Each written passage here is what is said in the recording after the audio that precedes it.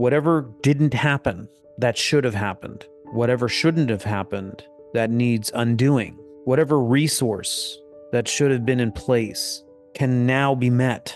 And it's part of the shadow work is to get so refined and so detail oriented and to come up with a solution for that need, specific to that need, like a key and a lock.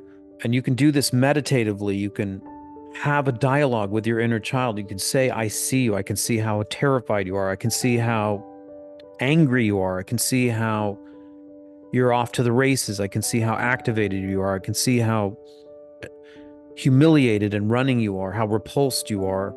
And part of your consciousness is having a dialogue with another part of your consciousness. Schwartz would call this the exiled. The minute you start having a conversation with these parts, they're no longer exiled. They're being brought back to the mandala, back to the table, back to the round table. Your attention to these parts is already half the gold. Your energy of acceptance, your energy of acknowledgement is already half.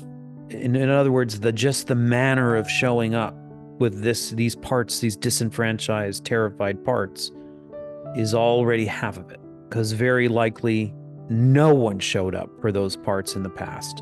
So that's the 85–90% of the work in the shadow work. If you do a lot of therapy and you do a lot of analysis, it'll be more clear. It's like you become fluent in the unconscious. You know what your triggers are. By now, most of you have done so much work. We're just going over old territory. You know yourself so well. You know your 4 or 5 different triggers. You know what the origins are. Now you're just working on continually supplying the nutrients. Half of them are just your own presence. Sometimes a resolution can't be found. It's just being present, or it's being vulnerable enough to share and bring in a co-regulator or an ally, a witness. Some traditions call this the witness.